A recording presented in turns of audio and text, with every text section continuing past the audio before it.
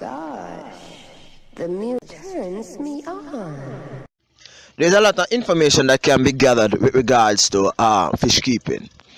There's a lot of information I can share regarding fish keeping, regarding colors, variation, and shade. But for the benefit of these 3 or 4 days in which I will be sharing some information on this topic, I'll just go into the major areas. So today I'll be looking at the colors of your fish. Now, you have several fish that exist within the natural environment. Some fish have varied colors. Some colors are very beautiful that it makes your aquarium stands out whenever they are in it. Some fish have earth tone colors.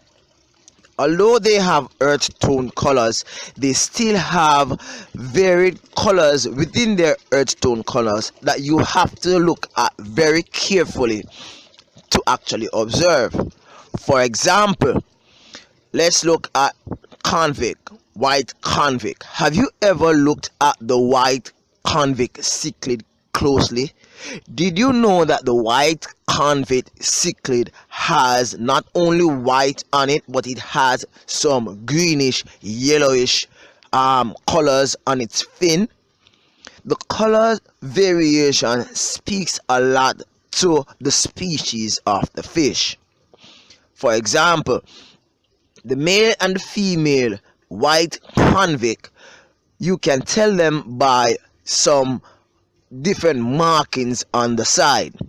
The male looks very large, while the female have a pink strip on the side at her side.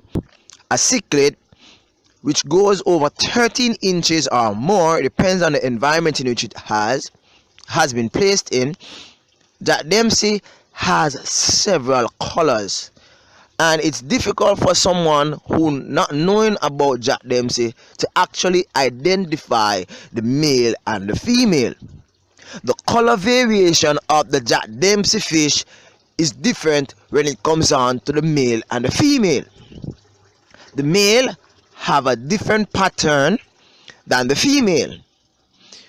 One fish have more blue on the mouth while the other doesn't. However, you'll have to look very careful to actually notice this. It is the color variation that helps to attract the female to the male. So here you can see that colors plays a significant role in the natural wildlife of fish species. Let's look at another species. Let's look at the guppies. Now, guppies, as you all know, the male guppies are thin and, or should I say, small in body, while the female is large in body. Both species have varying colors in their tail and sometimes on the side of their bodies. The male, however, have a very broad fin at the back, or should I say a tail at the back, and sometimes these tail can be really awesome in color. They can stretch out from between ½ inch, and I've seen cases where they go up as far as 1 inch in width.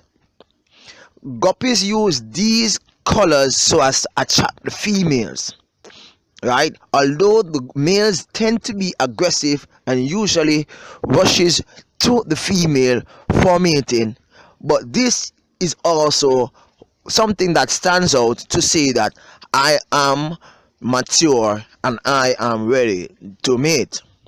Let's look at the Demonzoni and the Mengano. The Demonzoni and the Mengano male are bright in color. The female are lighter in color. The color variation of these fish are significant as these fish are born, they are all born with a darkish color. It is as they mature that they get their real color, or should I say their real color actually pans out, where the female becomes light and the male becomes dark. The male is the one that are more the male, that there's a lot of chasing that occurs at certain stages in the pond. It is important for you to realize that color variation in your aquarium, although that might looks good, it looks awesome having all these colors in your aquarium, you should take note as to which fish goes where. You might just put too much male Mbuna in at an aquarium, which causes a lot of death because they will fight to the death. So although they look beautiful and pretty, you should be very cautious when putting colors together in your aquarium. Although they are cichlids and they might exhibit the same aggression level, right? It is with caution that you actually put these fish together. This is Riley here for another Fish Keeping Jamaica. Thank you very much for watching. I'll continue my series with color variation and shade. Thank you very much. See you next time.